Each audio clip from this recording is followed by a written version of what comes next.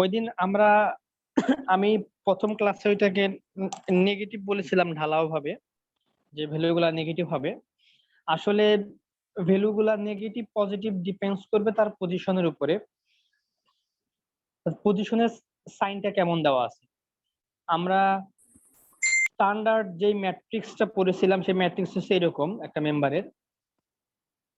এখানে দেখেন যে সাইন গুলা দেওয়া আছে তার পজিশন অনুযায়ী। 3 এই পজিশন এটা নেগেটিভ, এখানে এটা নেগেটিভ হচ্ছে, এই অংশে নেগেটিভ, এই অংশে নেগেটিভ, এবং এটা নেগেটিভ। যেগুলো আমি মার্কিং করেছি এই মার্কিং করা মানগুলো নেগেটিভ, আর বাকি মানগুলো হচ্ছে পজিটিভ। সো যখন আমি ম্যাট্রিক্স 1 K1 এটার সাথে K2 কে যখন মার্জ করে নিব, তখন আমার কমন যে পজিশন সেই পজিশন মানগুলা সাইন সহ যোগ হবে। তখন আমাদের আর বিয়োগের ঝামেলাটা আসবে না, ওটা অটোমেটিক। যদি কোনোটা বিয়োগ হতে হয় মানে বাদ দিতে হয় তাহলে সেটা অটোমেটিক চলে আসবে। যেমন আমরা যদি 2 এর সাথে যোগ করি -3, সরি 3 এর সাথে যোগ করি -3, সাইন সহ যোগ মানে হচ্ছে এই সাইনের সাথে এই পজিটিভটা আর যে সাইন থাকবে তার সাইনটা মাল্টিপ্লাই হবে, 3 প্লাসে মাইনাসে -3 যেগুলো 0 হবে। একইভাবে আমাদের এখানে যখন 1 এবং 2 ম্যাট্রিক্সকে আমরা একত্রিত করব, সেখানে কমন যে অংশটা 3 এবং 4, এখানে 3 4 কমন, এখানে 3 4 কমন। 3 4 এর সবগুলা ভ্যালু না, কলাম বরাবর 3 এবং 4 এবং রো বরাবর 3 4। রো বরাবর আমি যদি 3 4 নিই এবং কলাম বরাবর যদি 3 4 নিই, তাহলে কমন মান আসতেছে এই চারটা, 3 3 4 3 3 4 4 4।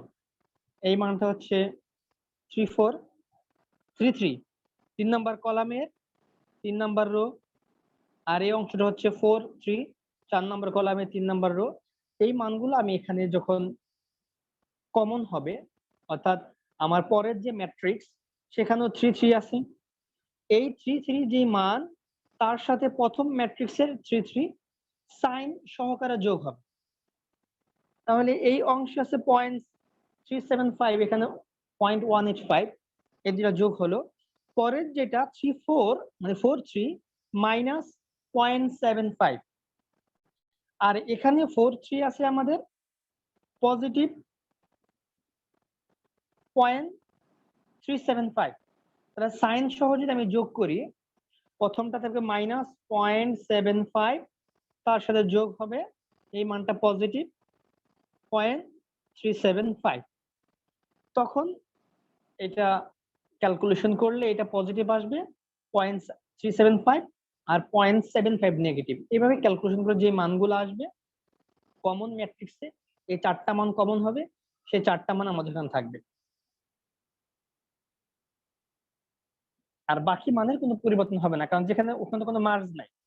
1 1 এই মানটা 1 নাম্বার ম্যাট্রিক্সে যা ছিল কমন ম্যাট্রিক্সও তাই থাকবে, কারণ 1 1 শুধুমাত্র একটা ম্যাট্রিক্সে ছিল, প্রথমটাতে 1 1 রো 1 কলাম 1। বাট দ্বিতীয় ম্যাট্রিক্সে 1 কোনো ম্যাট্রিক্স নাই, সেখানে 3 4 5 6 3 4 5 6, এইভাবে যে ম্যাট্রিক্সের মানগুলো থাকবে সাইন সহকারে ওই ম্যাট্রিক্সটা যোগ হবে।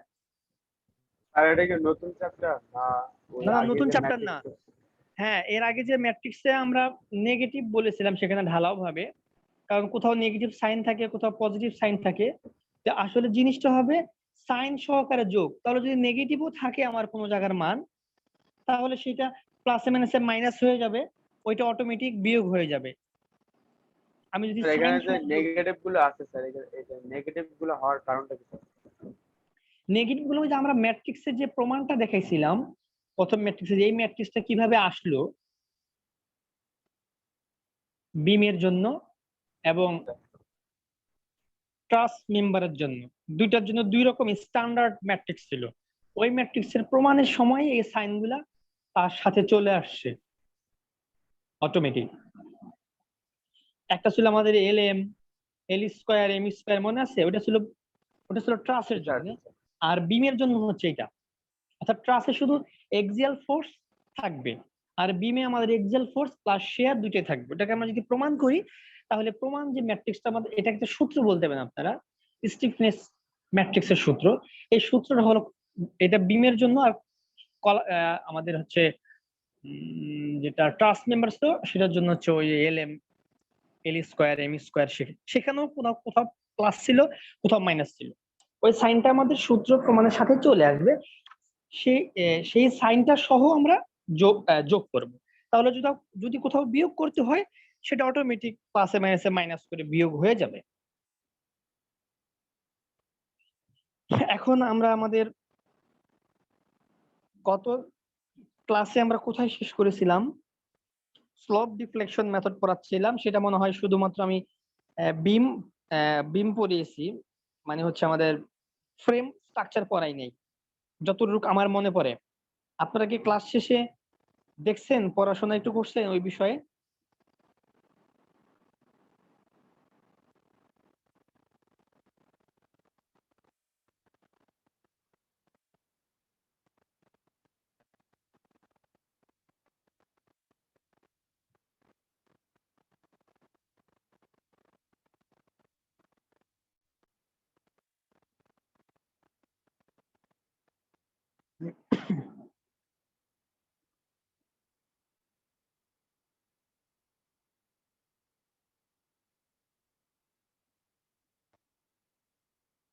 মনে আছে আপনাদের গত ক্লাস কোথায় শেষ করেছিলাম?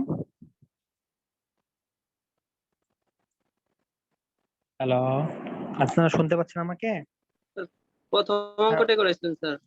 হ্যাঁ হ্যাঁ, প্রথম অঙ্কটা করিয়েছিলাম। ওই আপনাদের রেসপন্স না পেলে অনেক সময় তো আমাদের ডিসকানেক্ট হয়ে যায়, তো মনে হয় আবার ডিসকানেক্ট হয়ে গেলাম কিনা, সেই জন্য একটু রেসপন্স করেন যাতে আমরা বুঝতে পারি।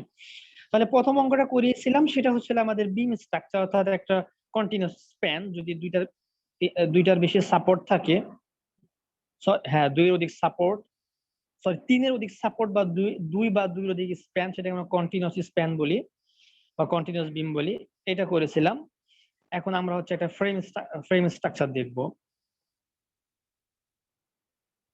প্রসিডিউর গুলো একই, জাস্ট ফ্রেমের এই ফ্রেমটাকে আমরা যদি বিম স্ট্রাকচার হিসেবে কল্পনা করি তাহলে জিনিসটা কেমন দাঁড়াইতো, জিনিসটা হতো কেমন। এখানকার এই যে অংশটুকু, সেটা হতো এইভাবে,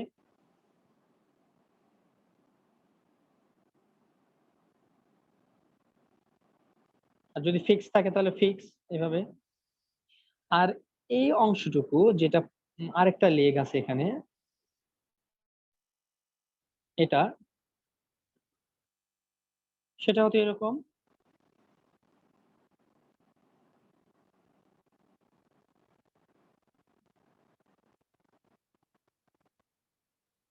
তাহলে ফ্রেম করার সময় এখানে আমাকে কয়টা ভাগে ভাগ করতে হবে? যতগুলা লেগ থাকবে সেগুলাকে একটা স্প্যান ধরে ধরে আমরা করব। আমরা স্লোপ ডিফ্লেকশন মেথড করার সময় বলেছি যে যতগুলো স্প্যান থাকবে স্প্যানকে আলাদা আলাদা করে করব, যেরকম আমরা মোমেন্ট ডিস্ট্রিবিউশনের সময় করেছিলাম। দুইটা সাপোর্টের মধ্যবর্তী যে স্প্যান, সেই স্প্যানকে আমরা পার্ট বাই পার্ট সেপারেট করে দেন সলিউশন করে সেগুলোকে আমরা যোগ করেছি, টোটাল মোমেন্টটা বের করেছি। এখানেও আমাদের সেম প্রসিডিউর আগাইতে হবে। এটা কিন্তু আদৌ এইভাবে লেখা যায় না, আমি জাস্ট আপনাদেরকে যাতে ফ্রেম মানে কঠিন মনে না হয়, বিমের মতোই সিম্পল মনে হয়, সেটা বোঝানোর জন্য একটু শেয়ার করলাম। যেটাকে আমরা যদি এভাবে কল্পনা করি তাহলে একটা বিম হবে, তাহলে এখানে কয়টা স্প্যান হবে? এই একটা স্প্যান, মধ্যবর্তী এটা আরেকটা স্প্যান, তিনটা এবং হয়ে গেছে। পাশের এটা আরেকটা স্প্যান, অর্থাৎ তিনটা স্প্যান হবে আমাদের। তাহলে আমরা দেখি বিষয়টা কিভাবে, আমরা সূত্রের এখানে কিছু পার্থক্য আসবে, যেখানে আমরা ফিক্সড ইন মোমেন্ট বের করব। এই অংশটুকুতে দুইটা পয়েন্ট লোড আছে, এখানে আমাদের ফিক্সড ইন মোমেন্টটা বের করতে একটু সূত্রটা নতুন একটা সূত্র, বা একই সূত্র দুইটা পয়েন্ট লোড থাকার কারণে সূত্রটা একটু বড় হবে, আর বাকিগুলো আমাদের আগের বিমের মতো করে হবে। জাস্ট কিছু চেঞ্জ আছে, আমরা শেয়ার মানে আলোচনা করবো ইনশাল্লাহ। আপনারা যে সব বিষয়গুলো একটু কন্ট্রাডিকশন থাকবে চাইলে একটু নোট করে রাখতে পারেন, যাতে পরবর্তীতে আপনারা বুঝতে বা কোশ্চেন করতে সুবিধা হয়, আর ক্লাসও করতে পারেন। তাহলে এবি স্প্যানকে আমরা আলাদা করলাম। আমাদের সূত্র কি ছিল আমরা একটু মনে করি, একটা সাপোর্ট যদি ফিক্স থাকে আর একটা যদি হিঞ্জ থাকে আমরা লিখতাম 4 থিটা এ, এই অংশটা এ, পরের অংশটা হচ্ছে 2 থিটা, এরপরে সেটেলমেন্ট যেটা সেটা থাকতো। আর যদি দুটা হিঞ্জ থাকতো তখন আমরা 3 থিটা আর থিটা বি বাদ শুধুমাত্র ডিফ্লেকশন, এই ছিল আমাদের নরমাল ইকুয়েশন। তাহলে এ বি স্প্যান, এ সাপোর্টটা হচ্ছে রিয়েলি আমার ফিক্স কন্ডিশনে আছে, আর বি যেহেতু ফ্রেম একটা জয়েন্ট আছে, এই জয়েন্টকে আমি যদি এখান থেকে আলাদা করে নিই তাহলে সেটাও একটা ফিক্সড সাপোর্ট হিসেবে কাজ করবে। তাহলে এ বি কে আমি লিখতে পারি কিভাবে, এ বি কে আমরা এইভাবে লিখতে পারি। তাহলে এর দুইটা ফিক্সড ইন্ড মোমেন্ট থাকবে, একটা এ প্রান্তে আর একটা বি প্রান্তে, কিন্তু এখানে ফিক্সড ইন্ড কোনো মোমেন্টের ভ্যালুটাই হবে, দুইটা মোমেন্টের ভ্যালুই হবে জিরো, অর্থাৎ কোনো মোমেন্টের ভ্যালুই আসবে না, কারণ হচ্ছে এখানে কোনো এক্সটার্নাল লোডিং নাই। দেখেন এই বিমের দিকে, ফ্রেমের দিকে, এই লেগে ভালো করে তাকাই দেখেন, এখানে কোনো এক্সটার্নাল লোডিং নাই। বাট যদি এখানে আমাদের একটা পয়েন্ট লোড থাকতো এইভাবে, তখন আমরা পয়েন্ট লোডে বের করার জন্য পয়েন্ট লোডের ফিক্সড ইন্ড মোমেন্ট বের করার যে ইকুয়েশন সেটা ইউজ করে আমরা ফিক্সড ইন্ড মোমেন্টটা দুইটা বের করতাম। এই অংশে হতো আমাদের নেগেটিভ আর এই অংশ হতো পজিটিভ, বাট এখানে নাই বিদায় সেটা হবে টোটাল জিরো। বাট এখন আমরা সূত্র কি খাটাবো, আমাদের যে স্প্যান এখানে আমরা লক্ষ্য করতেছি যে একটা আগে থেকে ফিক্স সাপোর্ট আছে,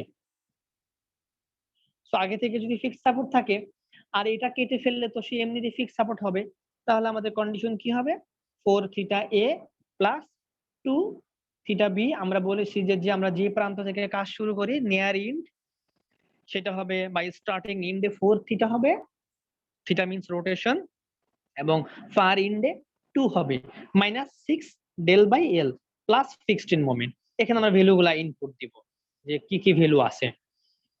থিটা এর মান আমরা জিরো ধরেছি, জিরো ধরি নাই কারণ ফিক্স সাপোর্টের রোটেশন নাই, সেটা আমরা জিরো লিখেছি।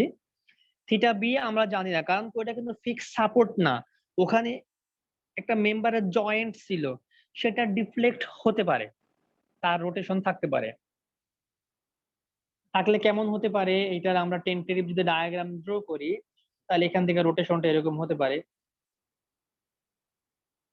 এই লেগের জন্য এইভাবে,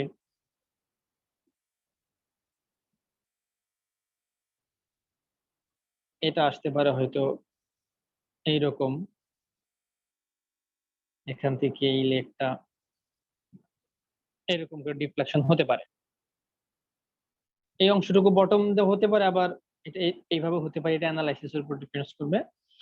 তাহলে আমরা দেখতেছি ফিক্স সাপোর্টে রোটেশন নাই, বাট এই অংশে যেখানে জয়েন্ট সেখানে রোটেশন হবে, এবং থিটা বি যেটা সেখানে রোটেশন হবে। তাহলে আমরা থিটা এ যে অংশটুকু ফিক্স সাপোর্ট বিটা সেটা জিরো বসাবো, আর হচ্ছে সাপোর্টের আমাদের সেটেলমেন্টের কোনো ভ্যালু দেওয়া নাই, সেটাও আমরা জিরো বসাবো, শুধুমাত্র আননোন থাকবে থিটা বি। তাহলে এটা ছিল আমাদের A B member for A point. A B member for B পয়েন্টের জন্য আমি যদি করি তাহলে হবে 4 theta B plus 2 theta A. একইভাবে এখানেও মানগুলো আমি যদি ইনপুট দেই, থিটা এর মান হচ্ছে আমাদের জিরো, বির মান একটা মান থাকবে, এখান থেকে আমি ভ্যালুগুলো ইনপুট দিলে একটা নির্দিষ্ট ভ্যালু পাবো, সেটা হচ্ছে 0.8 থিটা বি ইআই, আর আগেটা ছিল 0.4 থিটা বি ইআই। এটা আমাদের এবি মেম্বারের জন্য গেল। এখন আমি এবি মেম্বার স্প্যানের জন্য গেল। দেন আমি যদি একই প্রসিডিউর বিসি স্প্যানে অ্যাপ্লাই করি, তার আগে আমাকে ফিক্সড ইন্ড মোমেন্টটা বের করে নিয়ে আসতে হবে। ফিক্সড ইন মোমেন্ট আমরা একটা পয়েন্ট লোডের জন্য জানি, ফিক্সড ইন মোমেন্টটা কি ছিল আমাদের, A B square by L square into তার সাথে পি ওয়ান লোড মাল্টিপ্লাই হবে। তাহলে যদি দুইটা থাকে তাহলে লোডটা দুইটা মাল্টিপ্লাই করে হবে, শুধু এ এবং বি এর মান চেঞ্জ হবে। যখন 1000 কিলো 100 কিলো নিউটন এই ইকুয়েশনকে ইউজ করব, তখন এর ভ্যালু হবে 3 এবং বির ভ্যালু হবে 6। তাহলে 3 into 6 square divided by 9 square. 9 কেন, 9 হচ্ছে total span length A plus B, 6 plus 3 is equal to 9 সেটা ইনটু P1 প্লাস যখন আমি সেকেন্ড লোডটা ইউজ করব দেন আমার এর ভ্যালু হবে 6 এবং বি এর ভ্যালু হবে অনলি 3 বাট এল এর ভ্যালু অলওয়েজ সেম থাকবে 9 কারণ এ প্লাস বি 6 প্লাস 3 আর 3 প্লাস 6 একই ভ্যালু লোডের মানটা চেঞ্জ হবে তাহলে টোটাল আমি যে ফিক্সড মোমেন্টটা পাবো 173 কিলো নিউটন মিটার এটা ফিক্সড মোমেন্ট ফর বি একটা বিষয় লক্ষণীয় আমরা আগের অঙ্কগুলো যখন করেছি তখন এই দুই প্রান্তে ফিক্সড মোমেন্ট আমাদের আমরা একটা বের করেছি এটাকে যদি নেগেটিভ হয় অপরটা পজিটিভ ধরে নিয়েছি এখানে আমাদের ধরার সুযোগ নাই কেন নাই কেউ একজন আমাকে বলতে পারবেন স্যার এখানে ধরার সুযোগ কেন নাই কেন আমরা এক লিখতে পারবো না এখানে এটা আমরা ক্যালকুলেশন করে ডিসটেন্স চেঞ্জ হবে স্যার হ্যাঁ ডিসটেন্স চেঞ্জ হবে যেটা আমরা ক্যালকুলেশন করে নিচে দেখাইছি যদি আবার লোড আমাদের একই থাকতো এখানেও 100 এখানেও 100 আর এখানেও 60 এখানেও 60 দেন আমরা এক লিখতে পারতাম আলাদা হওয়ার কারণে আমরা এটাকে এক লিখতে পারবো না তখন কারণ লোডের সাথে ডিসটেন্স চেঞ্জ হচ্ছে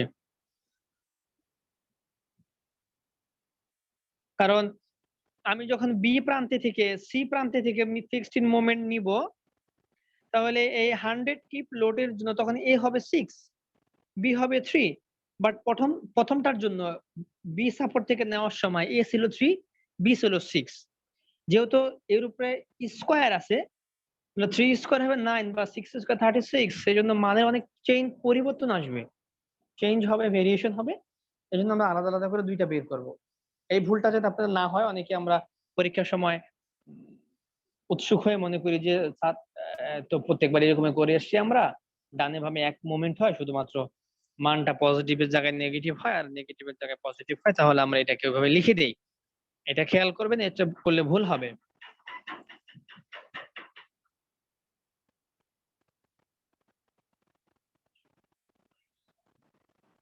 তাহলে এই পর্যন্ত কারো কোনো কোশ্চেন আছে এই পর্যন্ত কারো কোনো কোশ্চেন আছে কোথাও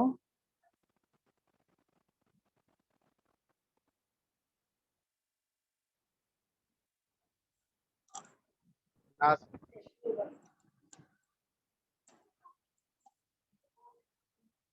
আচ্ছা তাহলে আমরা সামনে আগাই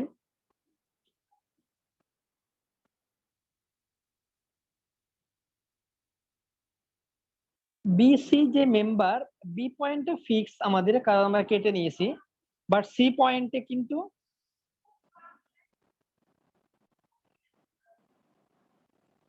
আমাদের একটা রোলার সাপোর্ট আছে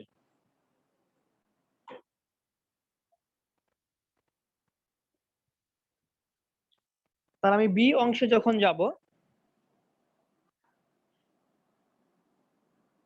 যেহেতু আমার একটা প্রান্ত ফিক্স আছে হিঞ্জ না একটা প্রান্ত ফিক্স আর একটা প্রান্ত যদি হিঞ্জ থাকে তখন আমাদের ওই আগের একই সূত্র যেটা আমরা বিমের ক্ষেত্রে করেছি ফ্রেমে একই জিনিস এখানে ডেল এর ভ্যালুটা লেখিনি আপনারা লিখতে পারেন 6 del divided by L but এই ডেল এর কোনো ভ্যালু অর্থাৎ কোনো সাপোর্ট সেটেলমেন্ট আমাদের নাই কোশ্চেনে কোনো সাপোর্টের সেটেলমেন্ট দেওয়া নাই সেজন্য আমরা ওই ভ্যালুটাকে এখানে লিখি নাই বাট আপনারা চাইলে লিখতে পারেন তো এখান থেকে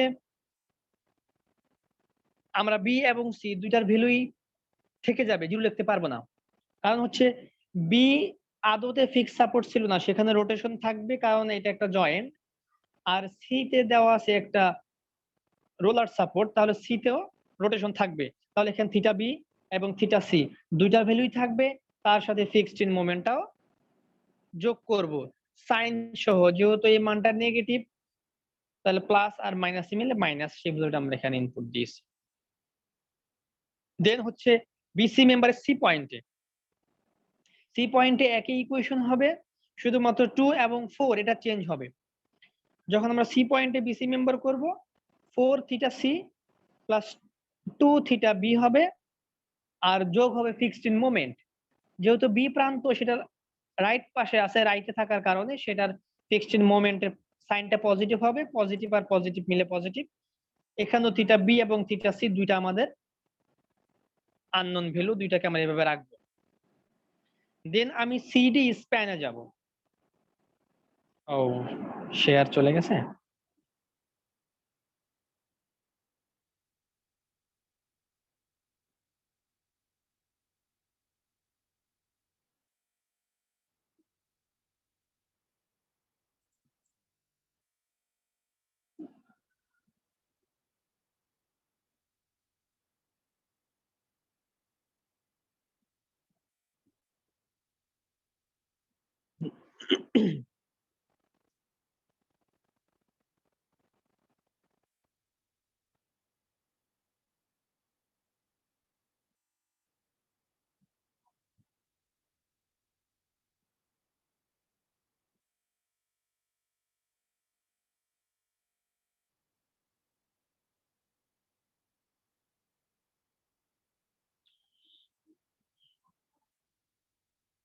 তো সিডি আমাদের যে স্প্যানটা ছিল সেটা এইভাবে, এই পয়েন্টে সি এবং এটা ছিল ডি।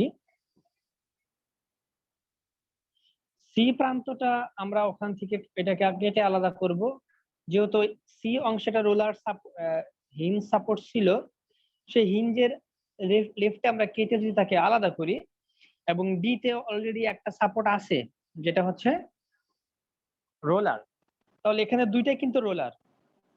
সি প্রান্তটা ফিক্স সাপোর্ট কেন হবে? কারণ আমরা রোলারের জাস্ট লেফট বা রাইট থেকে কেটে তাকে আনতেছি, সেই জন্য সেটা ফিক্স দেখাবে।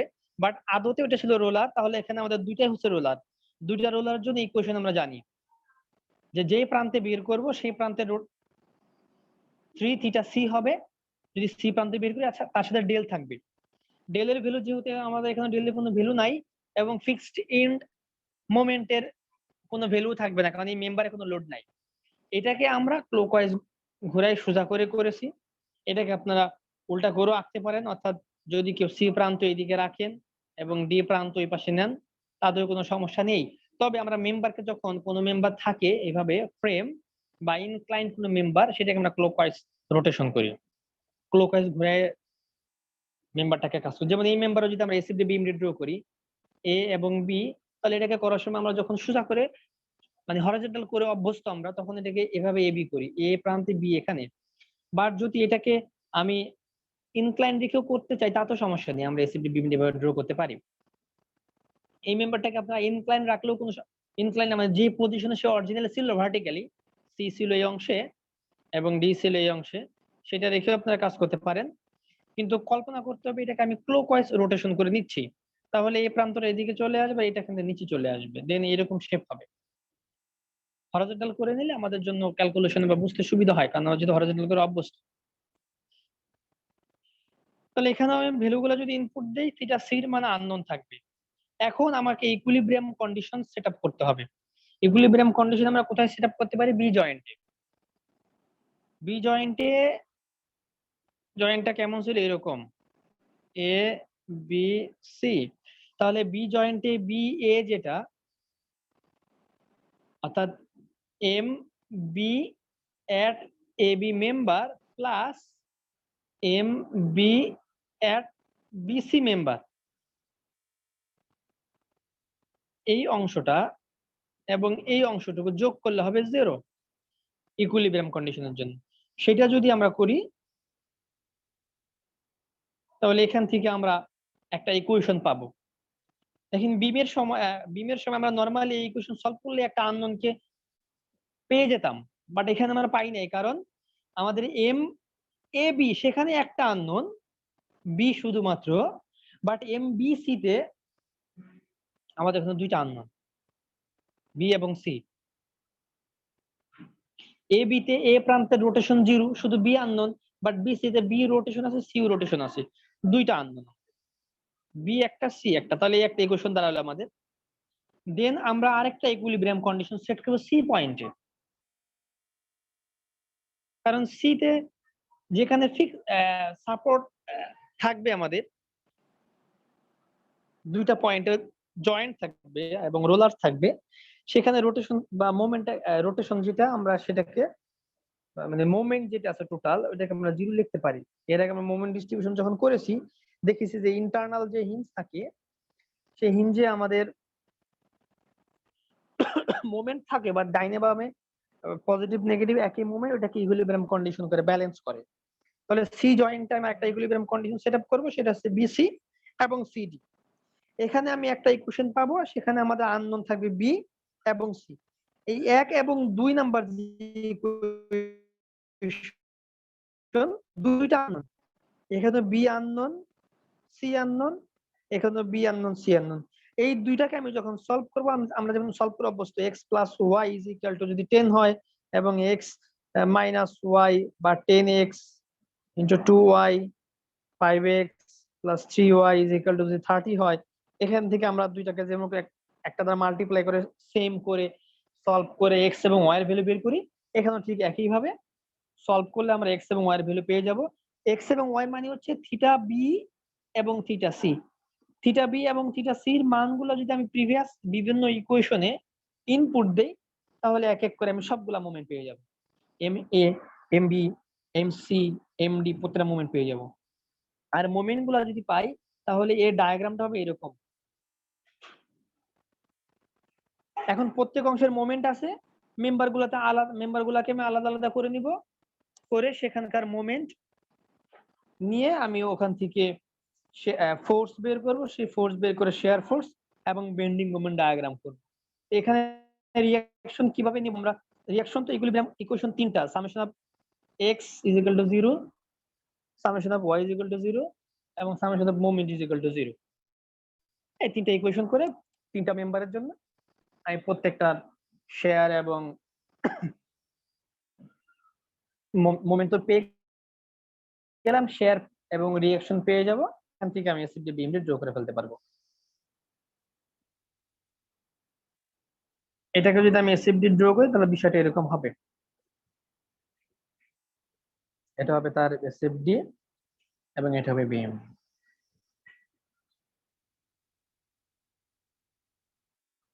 আপনারা শুনতে পাচ্ছেন আমাকে? কোথাও কারো কোনো কোশ্চেন আছে, বুঝতে পারেন এরকম কিছু, নাকি আপাতত ঠিক আছে, সলভ করলে বোঝা যাবে কোন অবস্থা? জি আপনাদের স্যার। বলেন, সলভ জি করলে স্যার। বোঝা যাবে? হ্যাঁ। তারপরে এখন যারা শুনেছেন বা যদি কোথাও মনে করেন যে স্যার প্রবলেম বলতে পারেন, তা না হলে আমরা একটু অন্য একটা টপিক অল্প একটু দেখতে পারি। ওকে।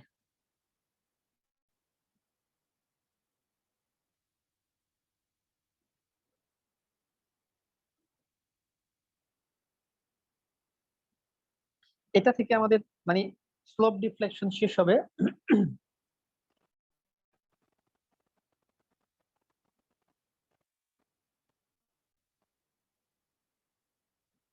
আমরা এখন যেটা করব সেটার সাথে আপনারা পরিচিত। আপনারা ইনডিটারমিনেট স্ট্রাকচার পড়তেছে, বা যখন ডিটারমিনেট স্ট্রাকচার পড়েছেন, সেখানে আপনারা আইএল পড়েছেন, ইনফ্লুয়েন্স লাইন, মনে আছে? জি স্যার। হ্যাঁ, আজকে আমরা ইনফ্লুয়েন্স লাইন দেখব। এটা হচ্ছে ইনডিটারমিনেট স্ট্রাকচারের ক্ষেত্রে। আগে তো আমরা ডিটারমিনেটে দেখেছি। এখানে আমি একটা বেসিক পার্থক্যের কথা বলে দিই। ইন ডিটারমিনেট স্ট্রাকচারে আপনারা যে আইএল গুলো ড্র করেছেন, সবগুলো আসলে স্ট্রেট লাইন, এখানে হবে কার্ভ। যেমন এটা যদি কোনো মেম্বার হতো যার মাঝে আমরা শেয়ার, যদি শেয়ারের আইএল যদি ড্র করতে চাইতাম, তাহলে সেটা কেমন হতো? এইরকম। আবার যদি এই পয়েন্টে মোমেন্ট ড্র করতে চাইতাম, তাহলে মোমেন্টটা হতো এইরকম, স্ট্রেট লাইন। বাট ইনডিটারমিনেট স্ট্রাকচারের ক্ষেত্রে সমস্ত রুলস গুলো একই থাকবে, বাট সেখানে কন্ডিশনটা হবে স্ট্রেট লাইন হবে না, এটা কার্ভ শেপ হবে। আর ইনফ্লুয়েন্স লাইন কি জিনিস সেটা তো আমরা জানি। ব্রিজ ডিজাইন আপনাদের সাথে না আমার কোর্স, নাকি অন্য সেকশনের সাথে?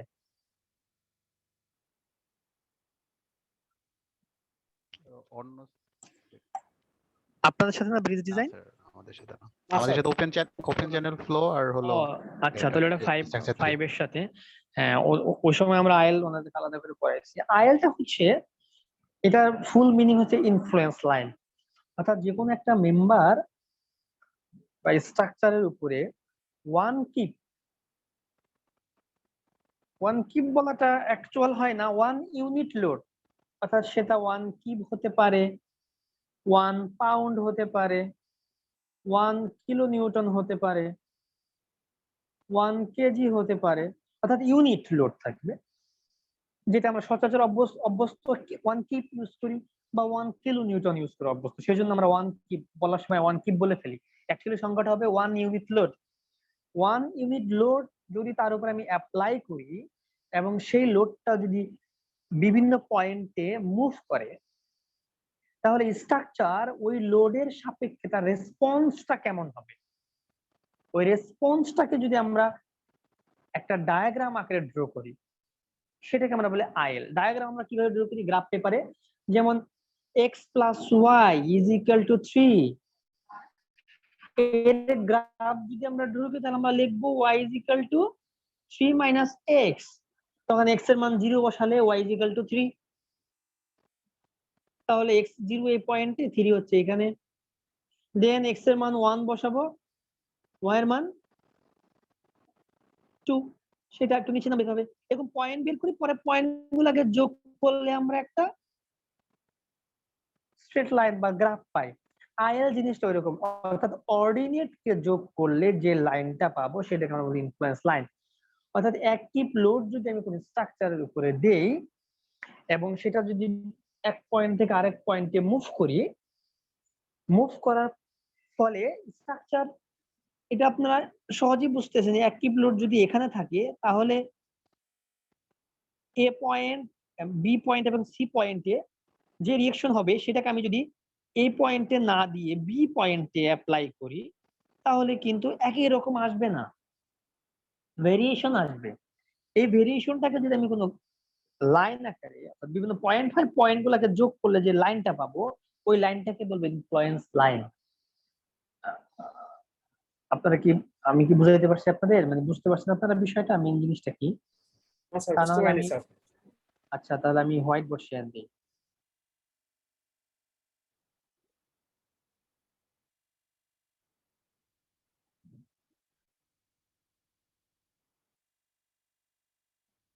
হচ্ছে স্ট্রাকচার, এটা এ পয়েন্ট মনে করেন, এটা বি পয়েন্ট, আমরা এ পয়েন্টে রিঅ্যাকশন বের করি, লোডটা ঠিক এ পয়েন্টেই দিব, ঠিক এ পয়েন্টের উপরে অ্যাক্টিভ, মানে ইউনিট লোড।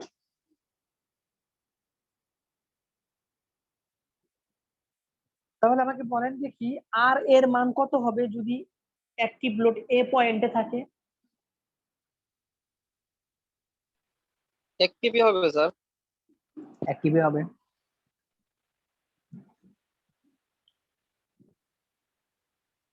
তাহলে এখানে আমরা এ পয়েন্ট বরাবর একটা মান নিলাম, এই যে এটা হচ্ছে আমাদের 1, আমি কালারটা চেঞ্জ করি তাহলে বুঝতে সুবিধা হবে, এখানে 1 এর অর্ডিনেট, হ্যাঁ।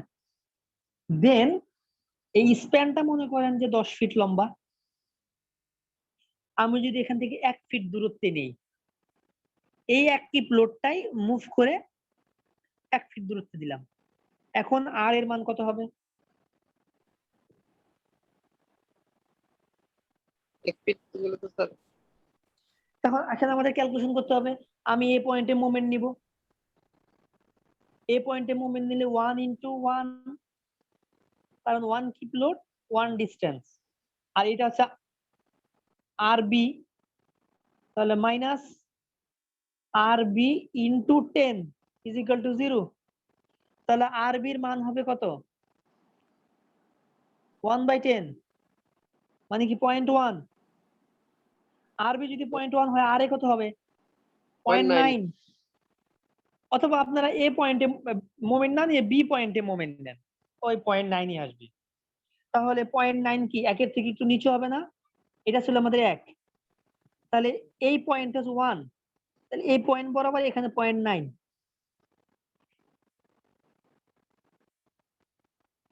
এবার যদি আমি আরো 2 ফিট দূরে নিই তাহলে 0.8,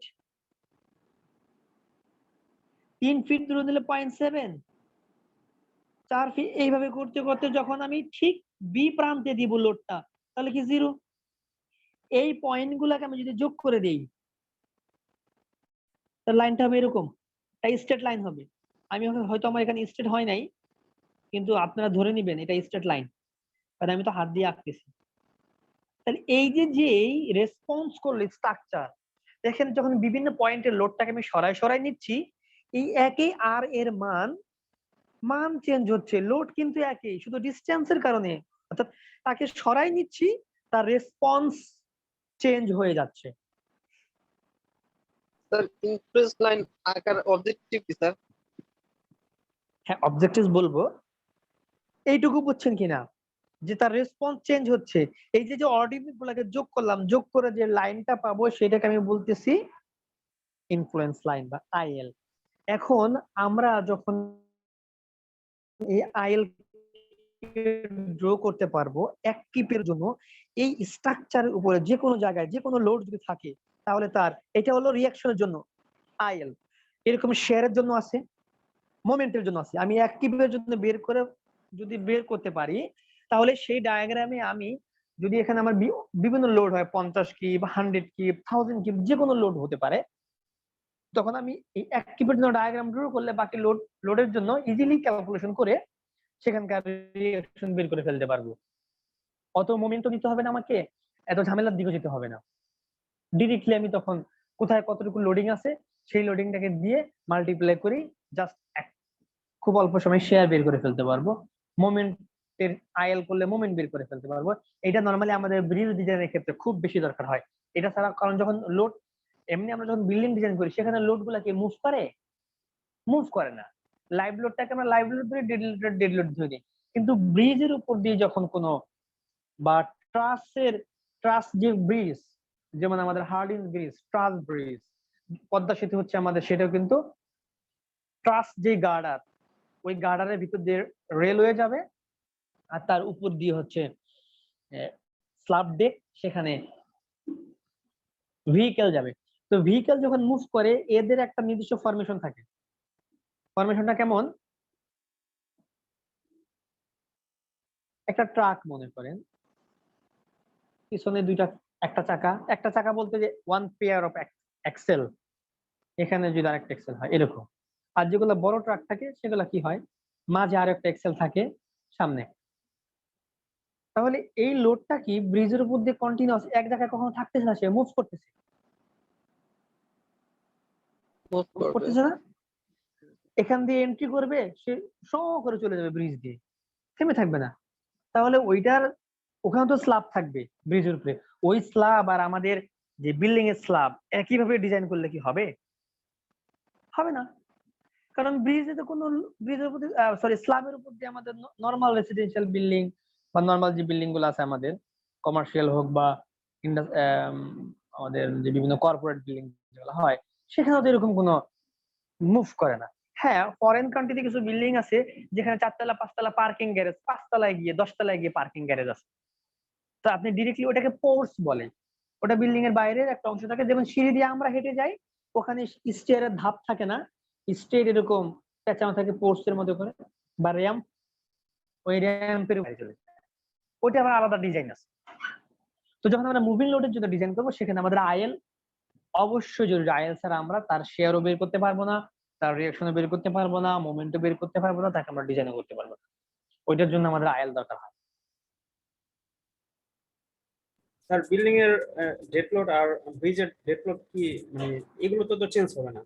না, ডেড লোডটা একই থাকে, ডেড লোড চেঞ্জ হয় না, লাইভ লোডটা চেঞ্জ হয় ব্রিজের এবং হচ্ছে বিল্ডিং এর লাইভ লোড আমরা ধরি 100 পিএস বা 80 পিএস, এটা কোডে আমাদের স্পেসিফিকেশন বলে দেওয়া থাকে কেমন বিল্ডিং এর জন্য কতটুকু আমরা ধরবো। কিন্তু ব্রিজের লাইভ লোডটা হচ্ছে মুভিং লোড, ওখানে থাকে ট্রাক লোড হিসেবে। অর্থাৎ আপনি যদি বাস নিয়েও যান, বলবো না বাস লোড, ওইটাকে আমরা ট্রাক লোডে কনভার্ট করে ফেলবো।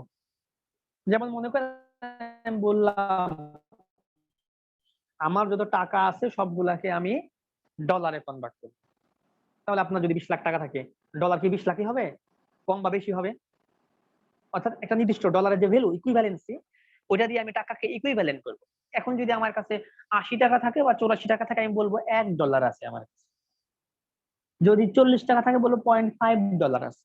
অর্থাৎ ট্রাকের যে লোড এক্সেল লোড, এটাকে আমরা H20 বা HS20, এটা ব্রিজ ডিজাইন সময় আপনারা পড়ে থাকবেন।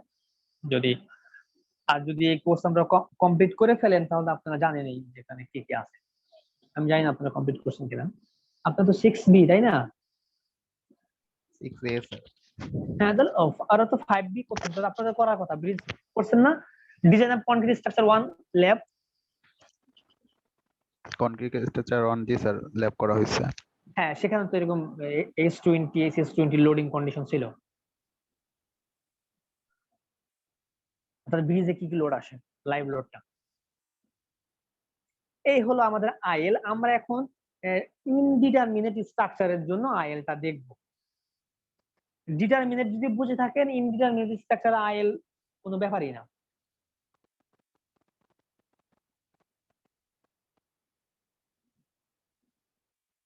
খুবই সহজ, শুধু একটা জিনিস মনে রাখতে হবে, স্লোপটা কোন দিক থেকে যাচ্ছে, শেপটা কেমন হবে, এতটুকুই। যেহেতু এখানে স্ট্রেট লাইন না, কার্ভ।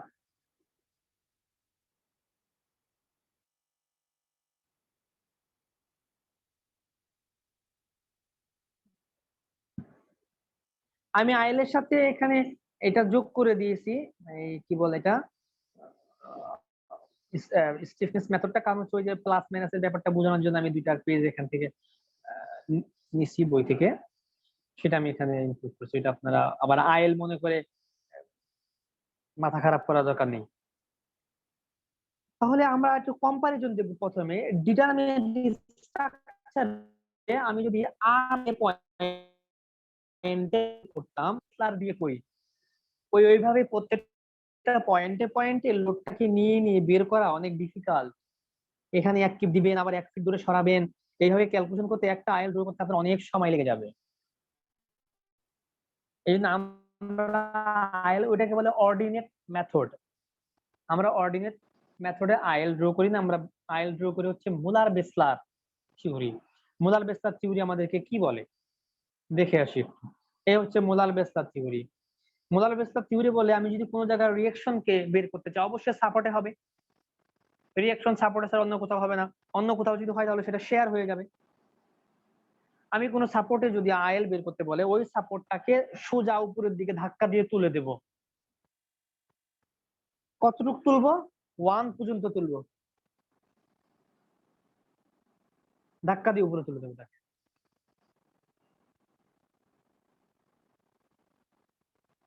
যদি শেয়ারের জন্য বের করতে চাই, তাহলে যেই পয়েন্টে শেয়ার করব সেই পয়েন্টে আমি একটা ইন্টারনাল হিঞ্জ করবো, অর্থাৎ ওখানে আমি মনে মনে ভাববো ওখানে বেয়ারিং দেওয়া আছে। বেয়ারিং যদি আপনার সাইকেলের চাকায় দেখেন না, বেয়ারিং দেয়, এরকম গোল চাকা থাকে, এর মাঝে এরকম বল বল, এর চারপাশ দিয়ে এটা ঘুরতে পারে। এখানে আমি ধরবো যে একটা অংশ এরকম আলাদা করলাম, মাঝে এরকম গোল চাকা বেয়ারিং দিব। তাহলে আমার যে ডান পাশ থাকবে সেটাকে আমি উপরের দিকে তুলবো, বাম পাশটাকে নিচের দিকে নামাই দিব।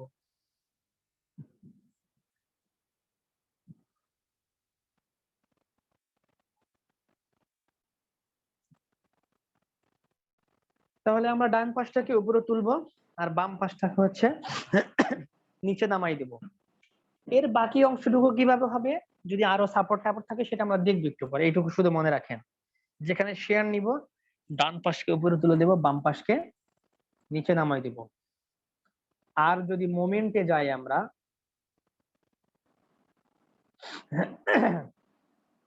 যেখানে আমি মোমেন্ট নিব সেখানে একটা ইন্টারনাল মেম্বার হিঞ্জ ধরবো এবং তার ডান পাশকে আমি ক্লকওয়াইজ রোটেশন দিব, বাম পাশকে এন্টি ক্লকওয়াইজ রোটেশন দিব। অর্থাৎ ডান পাশকে যদি আমি ক্লকওয়াইজ রোটেশন দেই, এই ডান পাশ এখান থেকে এইভাবে, এই অংশটুকু মনে করেন যে আমার এখানে মেম্বার হিঞ্জ আছে এই পয়েন্টে। মেম্বার হিঞ্জ তো আপনারা বুঝেন, এরকম বোল্ড হয়ে গেল, পাতলা করতেছি। এই হচ্ছে মেম্বার হিঞ্জের ডায়াগ্রাম গুলা, মেনলি এরকম থাকে। মেম্বার হিঞ্জকে যদি আমরা জুম করে দেখি এরকম, অর্থাৎ আপনি যদি এই স্ট্রাকচারটাকে, এটাকে রোটেশন দেন এন্টি ক্লকওয়াইজ, তাহলে এটা কি হবে, এইভাবে উপরের দিকে উঠে যাবে। আর এই অংশটুকু, এটা যদি ক্লকওয়াইজ রোটেশন দেন, এটা এখান থেকে উপরে উঠে যাবে উঠবে কিনা? এরকম মনে হয় আপনাদের? ঠিক আছে, দেখেন তো। জি স্যার। তাহলে এটা ডায়াগ্রামটা কেমন হবে যদি আমরা ড্র করি? এরকম মোমেন্টের। এইটুকু যদি বুঝে থাকেন, এখন আমরা আমাদের আগের প্রবলেমে যাই। এ পয়েন্টের শেয়ার বের করব আমরা, সরি রিঅ্যাকশন। তাহলে এ পয়েন্টকে আমি 1, আমি নিজে এঁকে দেখাই, এখানে কালার চেঞ্জ করে এটা দিই। এ পয়েন্টকে 1 পর্যন্ত তুলে দিলাম,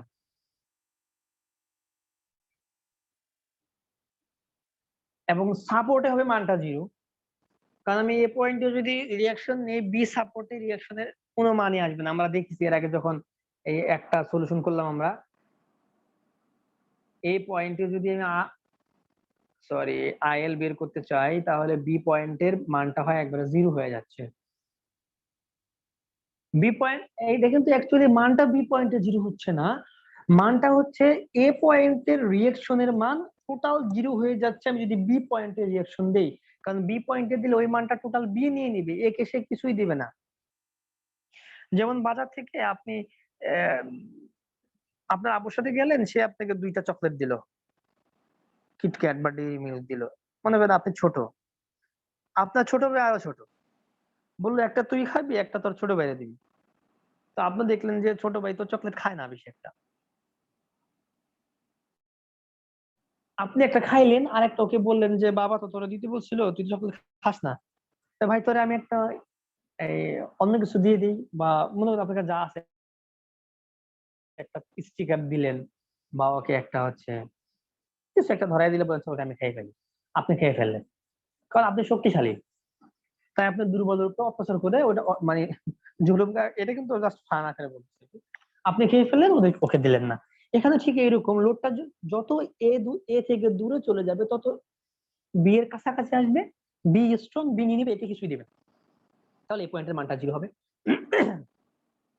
বি পয়েন্টে 0, এবং এই অংশটুকু যেহেতু নিচ দিকে নামতেছে, ওই গ্রেডিয়েন্টে আবার নিচ দিকে নেমে যাবে, ডিরেক্ট নিচে চলে আসবে। যদি এখানে একটা হিঞ্জ আছে, হিঞ্জ থাকার কারণে হিঞ্জ পর্যন্ত থামবে, দেন আবার সে উপরের দিকে উঠবে। কারণ হিঞ্জটা কেমন আমরা দেখে আসছি একটু আগে, হিঞ্জ কিন্তু এরকম জিনিস। এইটাকে আপনি যখন এই মাথা ধরে উপরের দিকে তুলবেন, এই যে আমি যত এ কে উপরের দিকে তুলেছি, এ কে তোলা মানে কি হিঞ্জের এই অংশটুকু নিচ দিকে নামতে পারবে, যেহেতু হিঞ্জ হচ্ছে, কালার চেঞ্জ করি,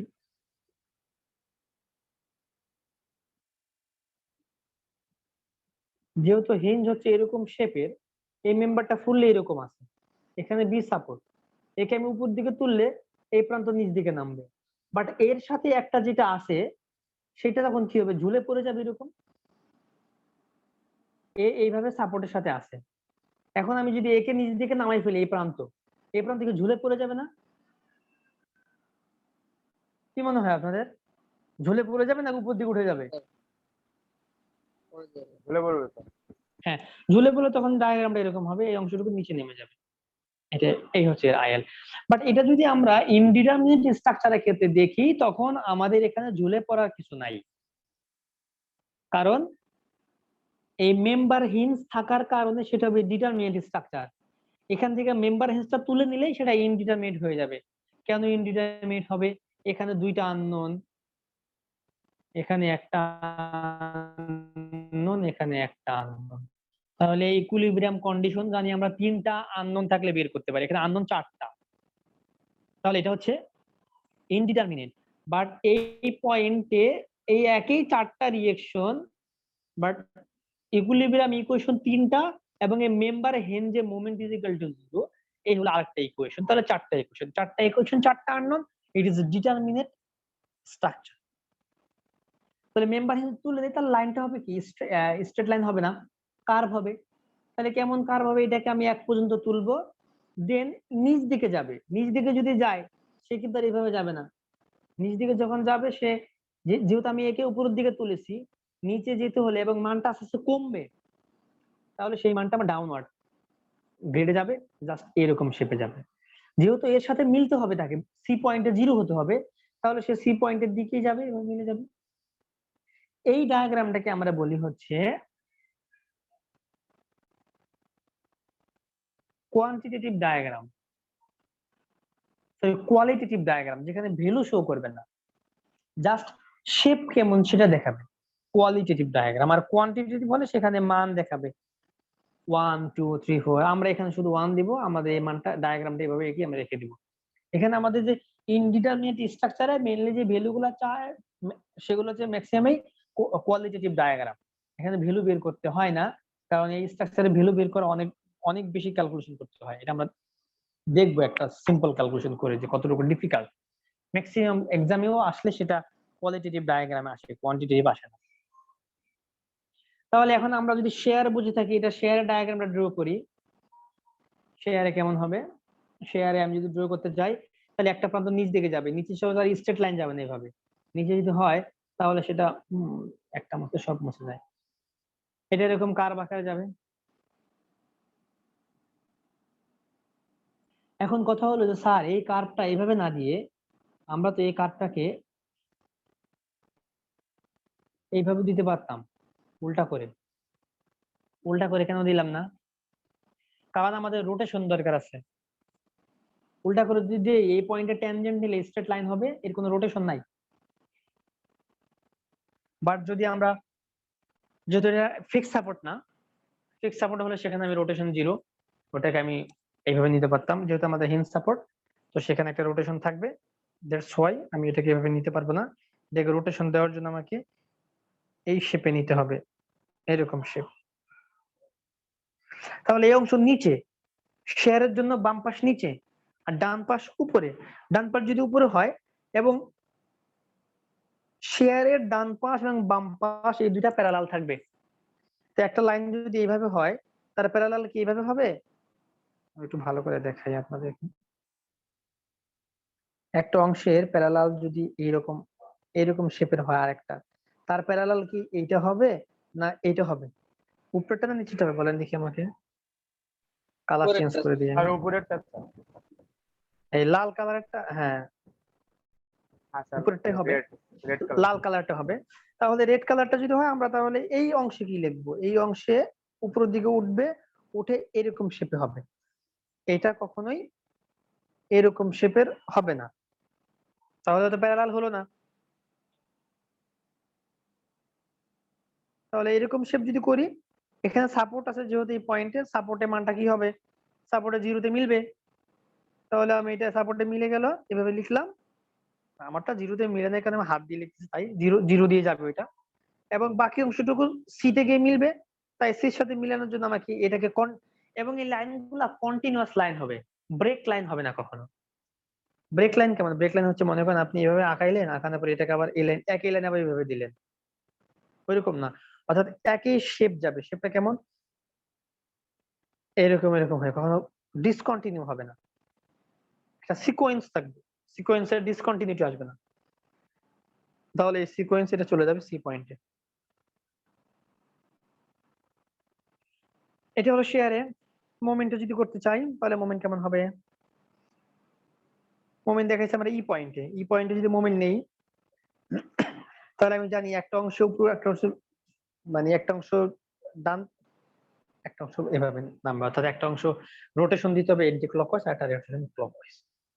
এখানেও লাইনগুলো আমাদের ডিসকন্টিনিউয়াস না কন্টিনিউয়াস হবে। তাহলে এই ক্ষেত্রে আমি যদি রোটেশন দিই, আমাদের লক্ষণীয় বিষয় হবে এখানে যখন এই মানটুকু উঠবে এটাকে আমি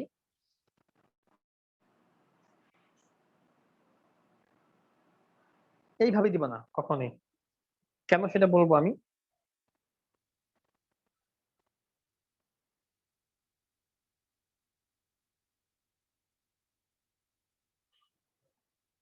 ভ্যালুটা এখান থেকে আসবে এভাবে, হাতে লেখা বিশাল মুশকিল। এভাবে আসবে, দেন এই অংশটুকু এইভাবে চলে যাবে। কেন এভাবে চলে যাবে? এটা কিন্তু কার্ভ হয়ে আসবে, বাঁকা হয়ে যাবে, কার্ভ।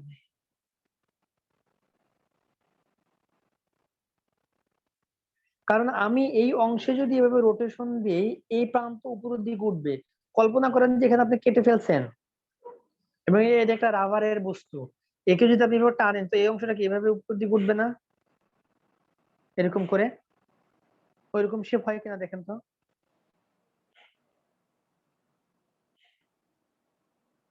বুঝতে পারেন না মনে হয় আপনারা। এই অংশকে এখান থেকে কেটে ফেলেন, আলাদা ওখানে একটা মেম্বার হিন্স তো মনে করেন আপনি আলাদা করে ফেললেন, এবং যেহেতু ইনডিটারমিনেট স্ট্রাকচার সে ফ্রিলি মুভ হবে না, তাকে জোর করে মুভ করাতে হবে। ডিটারমিনেট স্ট্রাকচার ফ্রিলি মুভ হতো, সাপোর্টটা সুন্দর সাপোর্ট দিয়ে চলে যেত। বাট এখানে তো ইনডিটারমিনেট স্ট্রাকচার, আমি যদি তাকে জোর করে মুভ করে যাই, মনে করেন এটা একটা রাবারের স্ট্রাকচার, এই অংশটুকু শুধু এই অংশ কল্পনা করেন শেপটুকু বোঝার জন্য। তাহলে এটা যদি এরকম ভাবে থাকে, এটা রাবার, একে যদি আমি উপর দিক বরাবর এখানে ধাক্কা দিই, তাহলে কি সে এরকম শেপের হবে না? দেখেন তো, এরকম করে বাঁকবে না, জি স্যার, ডিফ্লেক্ট হবে না এভাবে। জি স্যার, রিফ্লেক্ট। আমি তো তাকে এই বরাবর ধাক্কা দিচ্ছি, রোটেট করতেছি, অর্থাৎ তাকে আমি যদি রোটেট করি, তাহলে এরকম সে কনকেভ কনকেভ ডাউনওয়ার্ড বেঁকে যাবে। আর বাকি পরের যে অংশটুকু সেটা যদি এরকম ভাবে থাকে, তাকেও যদি আমি এই বরাবর রোটেশন দিই, সেও এরকম ভাবে এই বরাবর উঠে যাবে এরকম করে। তাহলে শেপটা কেমন হলো? শেপটা হলো একটা এই পাশে এরকম করে বাঁকা হবে, এই পাশে এরকম বাঁকা হবে, বাকিটা কন্টিনিউয়াস এখানে এসে মিলে যাবে, এই অংশটা এভাবে চলে আসবে। তো আমরা যদি এইটা ই পয়েন্টে না করে বি পয়েন্টে করি, বি পয়েন্টে শেয়ার করি, তাহলে বি পয়েন্টে কেমন হবে? বি পয়েন্টে করলে ডায়াগ্রামটা আসবে এরকম, এখানে মিলবে এভাবে, এটা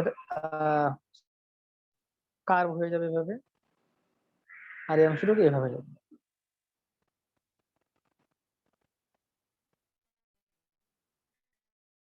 এই হচ্ছে আমাদের আরো একটা এক্সাম্পল দেওয়া আছে, আপনারা এর কোয়ালিটেটিভ শেপ গুলা দেখবেন কেমন হয়। এখানে দেওয়া আছে আর এ, এখানে আর এ যদি হয় তাহলে সে নিচ দিকে যাবে, সাপোর্টের সাথে জিরো হয়ে মিলে, দেন আবার নিচে যাবে, পরের সাপোর্টে উপরে উঠবে, পরের সাপোর্টে নিচে যাবে, এভাবে কন্টিনিউ সে যেতে থাকবে, এভাবে ডিসকন্টিনিউ হবে না। তাহলে এরকম হবে না যে এভাবে ডিসকন্টিনিউয়াস, এই যে একটা ফ্লো, সে ফ্লোকে সে ধরে রাখবে। এখানে কিন্তু এভাবে হচ্ছে না, এভাবে এই পর্যন্ত এসে পরে নিচে এভাবে হবে না, এটা কন্টিনিউয়াস লাইন যেহেতু, এভাবে বাঁকা হয়ে আসবে, নিচে যাবে, উপরে উঠবে, এভাবে চলে যাবে।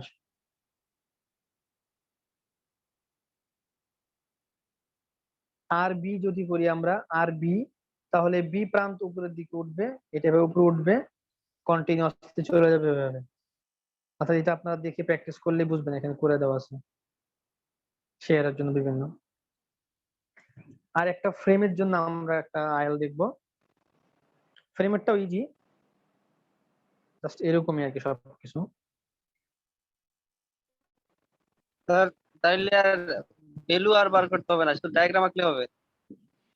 হ্যাঁ, শুধু আপনারা ডায়াগ্রাম আঁকবেন, ভ্যালু বের করতে হবে না, কারণ এই ভ্যালু গুলা আপনার এখান থেকে একটা সিম্পল, এই যে আমার হাতে লেখা শিটে বা বইতেও, আপনার যে কোনো বইতে আইএল এর ইন্টারমিডিয়েট স্ট্রাকচার আইএল এর বইতে পাবেন, ভ্যালু গুলো ওই প্রসিডিউরে বের করে বিভিন্ন ইকুয়েশন, যেহেতু এটা স্ট্রেট লাইন হচ্ছে না, কার্ভ হচ্ছে, কার্ভের ইকুয়েশন ইউজ করে সেখান থেকে বিভিন্ন পয়েন্টে পয়েন্টে মোমেন্ট বের করে। তবে আমাদের আপনারা নর্মাল একটা দুইটা দেখবেন নর্মাল বিমের জন্য, বাট যেখানে হিউজ স্প্যান থাকবে, যেমন 4-5টা স্প্যান, এটার জন্য আপনি ক্যালকুলেশন করতে গেলে দেখবেন আপনার এই এক অঙ্ক করতে গিয়ে 2 ঘন্টা সময় যা থাকবে সব চলে যাবে, তাও সলিউশন করে মিলে আসতে পারবেন কিনা তাও সন্দেহ।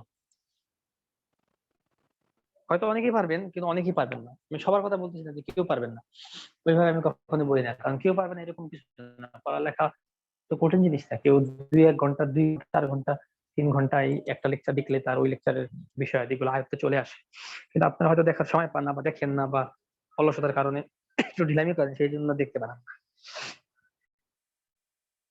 এই এখানে একটা বের করে সিম্পল একটা বের করতে হবে, অনেক ক্যালকুলেশন করতে হয় এখানে, দেন ফাইনালি আপনি একটা প্রোডাক্ট পাবেন।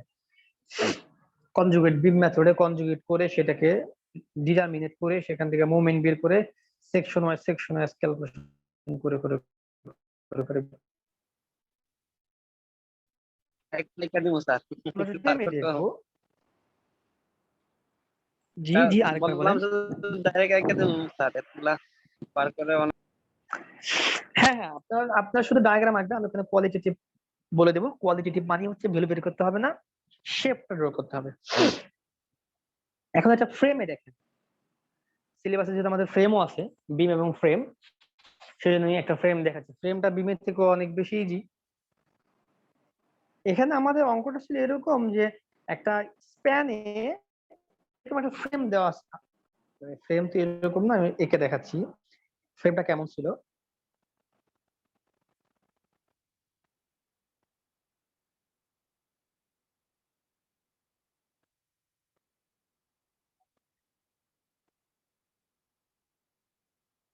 এরকম ফ্রেম দিয়ে আপনাকে বলে দিছে যে M2 মানে এটা হচ্ছে first floor, second floor, third floor, fourth floor. M2 মানে হচ্ছে সেকেন্ড ফ্লোরে M2 মানে 2 নাম্বার স্প্যানে, এটা হচ্ছে 2 নাম্বার স্প্যানে মোমেন্টটা বের করতে দিচ্ছে।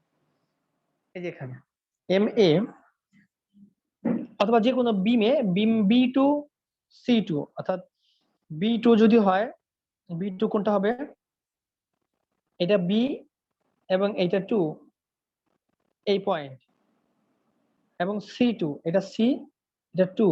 যারা এই ট্যাপস বা স্টার্ট টু তে কাজ করেন তখন এরকম ওখানে গ্রিড আকারে কাজ করা যায়, এক বরাবর ABC থেকে আরেক বরাবর 1 2 3 4 থাকে। তাহলে B2 এবং C2 বিমে মোমেন্ট বের করতে বলছে আমাদের ফ্রেম স্ট্রাকচারে, তার মানে এইটাতে। তো এইটাতে আমি যদি মোমেন্ট বের করি, আপনারা মনে করেন যে মাঝের যে এখানে তো আইএল ড্র করা আছে, মনে করেন এগুলো আইএল নাই, আমি যদি মোমেন্টটা বের করি তাহলে এই একটা প্রান্ত উপরের দিকে উঠবে এভাবে, আর একটা প্রান্ত নিচ দিকে নামবে, দেন কন্টিনিউয়াসলি এভাবে চলে যাবে। এটা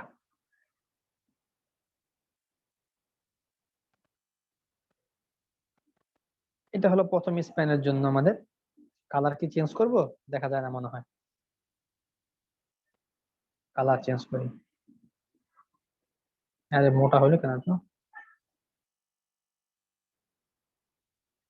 এইটা আমার যেই ডিজায়ার্ড স্প্যান ছিল সেটা আমি বের করে ফেলছি, কিন্তু এটা তো একটা বিম না, টোটাল ফ্রেম, সব জায়গায় মোমেন্ট বের করতে হবে আমাকে। তাহলে প্রথম আমি 2 নাম্বারে করলাম, এখন যদি আমি 1 নাম্বারে আসি তাহলে এই জিনিসটা উল্টা হবে। এটা যেহেতু নিচের দিকে গিয়েছে, এটা হবে উপরের দিকে, বাট ওখানে মোমেন্টের কোনো কিছু আসবে না, উপরের দিকে উঠবে, কন্টিনিউয়াসলি সে চলে যাবে এইভাবে। এর নিচে যদি আরো একটা থাকতে এইভাবে, তাহলে সেটা কিভাবে হতো, সেটা নিচ দিকে হবে, তাই একটা আর একটা উল্টা হবে।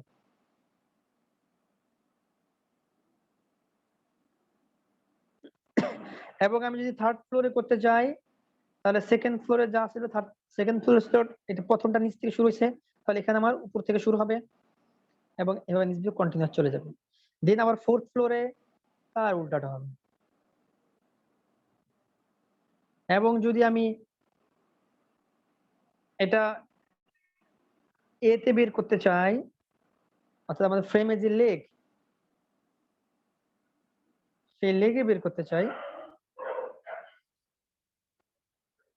তাহলে প্রথম লেগটা আমি যে কোনো ভাবে শুরু করব, বাইরে থেকেও শুরু করতে পারি কন্টিনিউয়াস, অথবা ভিতর থেকেও, এই পাশ থেকেও করতে পারি। প্রথমটা যেটা করব বাকিটা তার উল্টাটা হবে, অর্থাৎ এটা ছিল ভিতরের দিকে, এটা বাইরের দিকে, বাকিটা কন্টিনিউয়াস, এইভাবে আমি কন্টিনিউয়াস করে যাব। এই হবে আইএল ফ্রেম স্ট্রাকচারে। এখন এখানে দেখুন কোথাও কোথাও ইউডিএল দেওয়া আছে, কেন? আমাদের কোশ্চেনে বলছে দেখেন, position of UDL to produce maximum positive moment। এই ফ্রেমে কোথায় কোথায় ইউডিএল দিলে, ইউনিফর্মলি ডিস্ট্রিবিউটেড লোড দিলে ম্যাক্সিমাম পজিটিভ মোমেন্ট এই স্প্যানে ক্রিয়েট হবে, কোথায় কোথায় পজিটিভ মোমেন্ট দিলে, সেটা আমরা আইএল থেকে বের করব। আইএল এ যেখানে যেখানে আপওয়ার্ড আছে সেখানে সেখানে ইউডিএল দিলে এই বি তে ম্যাক্সিমাম পজিটিভ মোমেন্ট তৈরি হবে। তাহলে আপওয়ার্ড কোথায় কোথায় আছে আমরা খেয়াল করি। এখানে আপওয়ার্ড আছে, এখানে ইউডিএল, এই যে আমরা ইউডিএল দিয়েছি দেখেন এইভাবে, এখানে ইউডিএল, এখানে ইউডিএল, এই প্রান্তে ইউডিএল, এই অংশে ইউডিএল, এই অংশে, এই অংশে, এইভাবে। এইভাবে প্রত্যেকটা অংশে আমাকে ইউডিএল দিয়ে দিতে হবে। এই হচ্ছে ফ্রেমের কাজ। এখানে একইভাবে করে দেওয়া আছে। শেয়ার যেহেতু ওটা তো মোমেন্টের জন্য, শেয়ারে করলে একটু নিচের দিকে নামবে একটা, আর একটা উপরের দিকে উঠবে, তারপরে কন্টিনিউয়াস চলে যাবে এভাবে। এখন পজিটিভ মোমেন্ট বললে এই অংশটা কিন্তু নিচে নেগেটিভ, তাই শুধু এর অর্ধেকে শেয়ার হবে এখানে। এই জন্য এখানে যখন আমি পরবর্তীতে ডায়াগ্রাম গুলো ড্র করবো, মোমেন্টের এই স্প্যান ঠিক মতো নিচ দিয়ে যাবে, বাট শেয়ারের স্প্যান আসলেই অর্ধেক উপরের দিকে, বাকিটা কন্টিনিউ চলে যাবে। আমরা তো আগে জানতাম কি সাপোর্টে স্যার শুধু লাস্টের কথাটা সাপোর্ট দিয়ে বুঝলাম যায় না স্যার, কিভাবে। কথাটা আটকে আসতেছে। লাস্টের কথাটা হলো, আমি বলতেছি, লাস্টের কথাটা হলো এই যে যে আমি এখানে জুম করতেছি, আমি এই অংশে শেয়ার আগে তো মুভমেন্ট করলাম, দুইটা আমার উপরের দিকে ছিল, শেয়ারে কি দুইটা উপরের দিকে, একটা নিচ দিকে একটা উপরের দিকে, এই যে ডায়াগ্রাম দেখেন, একটা নিচে একটা, একই স্প্যানের অর্ধেক নিচে অর্ধেক উপরে, বা একটা নির্দিষ্ট অংশ উপরে নির্দিষ্ট অংশ নিচে, যে অংশটুকু নিচে সেটাকে আমরা নেগেটিভ ধরলাম, ধরে থাকি নরমালি আমরা, আর উপরটাকে পজিটিভ মোমেন্ট ধরি। তাহলে আমাকে বলছে যে এই বি এই অংশে ম্যাক্সিমাম পজিটিভ শেয়ারের জন্য কোথায় কোথায় ইউডিএল দিতে হবে। তাহলে আমরা বাকি স্প্যান গুলাতে এখন আইএল ড্র করব। এটা যদি উপরের দিকে হয় তাহলে 2 নম্বরে, যদি উপরে হয় 1 নম্বরে নিচ থেকে শুরু হবে, আলটিমেটলি এরকম হওয়ার কথা ছিল। এরকম হবে না কেন? এখানে তো এই যে মাঝখানে একটা ব্যারিয়ার আছে, অর্ধেক নিচে অর্ধেক উপরে উঠছে, তাই এই স্প্যানে এসে এই বরাবর অর্ধেক নিচে নামবে, অর্ধেক উপরে উঠবে হবে, বাকিটা আগের মতো চলে যাবে, পুরোটা স্প্যানে উপরে অথবা পুরা স্প্যান নিচে। শুধুমাত্র শেয়ারের ওই স্প্যান টুকুতে অর্ধেক উপরে উঠবে, অর্ধেক নিচে নামবে। প্রত্যেকটা সেই কাজ করা আছে এখানে দেখেন। এই স্প্যানে শেয়ার আছে, তো এই স্প্যানে হচ্ছে আমাদের এটা নিচে নামবে, নিচে নেমে এই অংশ অর্ধেক উপর অর্ধেক নিচে দিন, আর পরে স্প্যান ঠিক মতো। তাহলে এই স্প্যানের যেটুকু উপরে সেখানে সেখানে ইউডিএল হবে, এই স্প্যানে অর্ধেক ইউডিএল হবে যে স্প্যানের শেয়ার, বাকি স্প্যান গুলোতে পুরোটা ইউডিএল, যেখানে আছে পজিটিভ সেখানে পুরোটা ইউডিএল, শুধুমাত্র এই অংশে অর্ধেক ইউডিএল। এইভাবে পজিশন গুলো আমাকে শো করতে হবে। এটাও ভ্যালু দিতে হবে না যে কত ভ্যালুর জন্য ম্যাক্সিমাম পজিটিভ হবে, কোয়ালিটেটিভ, শুধুমাত্র ইউডিএল এর সাইনটা দিবেন যেখানে ইউডিএল হবে। তাহলে আমাদের আজকের ক্লাস এই পর্যন্তই, রেকর্ডিংস অফ করে দিতে পারেন। ধন্যবাদ সবাইকে।